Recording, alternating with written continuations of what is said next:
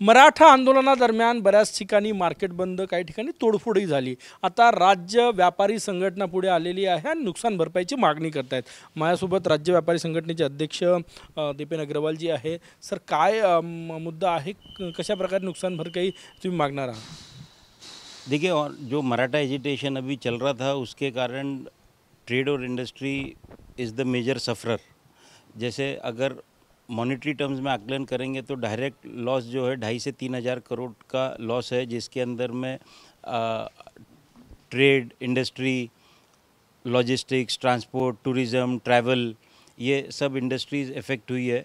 और इम्पॉर्टेंटली ये आप देखेंगे तो मराठवाड़ा, बीड़, औरंगाबाद, पुणे, ओस्मानाबाद, ये सब एरिया में जो अनरेस्ट था और जो एजिटेशन था उसके कारण पूरी सप्लाई चेन सफ़र हुई है और दिवाली के समय सफ़र हुई है। जब जो पीरियड पीक रहता है बिज़नेस का, उस समय ये सफ़र और ये लॉस हुआ है।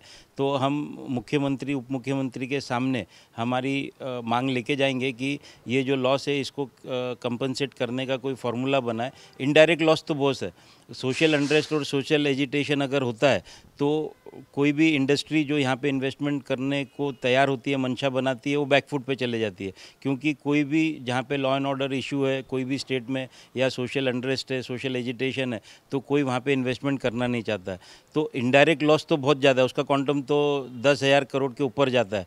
लेकिन डायरेक्ट लॉस का जो फिगर है वो हम मुख्यमंत्री, उप मुख्यमंत्री के पास ले जाके उनसे एक फार्मूला बनाने की पेशकश करेंगे और कैसे उसका सलूशन निकलता है वो देखेंगे कि ये लॉस कंपनसेट हो। और इम्पॉर्टेंटली इसके अंदर सबसे अहम बात यह है कि कोई भी एजिटेशन के अंदर सबसे सॉफ्ट टारगेट व्यापारियों की दुकानें रहती है मार्केट की, तो वहाँ तोड़फोड़ की जाती है और वहाँ व्यापारियों को बहुत नुकसान का सहन करना पड़ता है।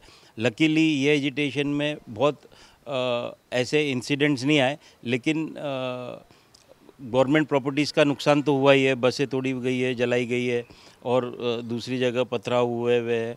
तो ये जो लॉस होता है व्यापारी को कोई एजिटेशन में फेस करना पड़ता है, तो उसको फोर्स मेजर में डाल के उसका लॉस की कोई पॉलिसी डिज़ास्टर मैनेजमेंट मिनिस्ट्री के थ्रू बनाई जाए, ऐसी भी हम रिक्वेस्ट लेके जाएंगे मुख्यमंत्री, उप मुख्यमंत्री जी के पास। कुठे नुकसान झालं, तुमच्या संघटने थ्रू काय काय आकलन आहे या संपूर्ण आंदोलनादरम्यान?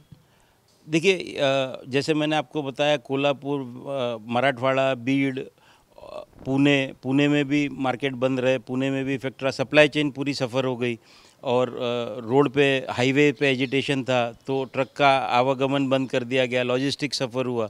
औरंगाबाद, ये सब एरियाज़ जो है पर्टिकुलरली वेस्टर्न महाराष्ट्र, इसके अंदर ये एजिटेशन का इफेक्ट ज़्यादा रहा। विदर्भ में भी मार्केट बंद रहे, विदर्भ में भी एजिटेशन का फील था। तो ओवरऑल पूरे महाराष्ट्र में इसका नुकसान है। तो 2.5 से 3 हज़ार करोड़ रुपए का डायरेक्ट लॉस का आकलन हमारा निकल रहा है। तो इसको किस तरीके से सरकार कंपनसेट कर सकती है और क्या भूमिका सरकार ले सकती है, हमारी बातचीत से पता चलेगा। कॅमेरामॅन सचिन सायमसह गजानन माटे, TV9 मराठी, नागपूर।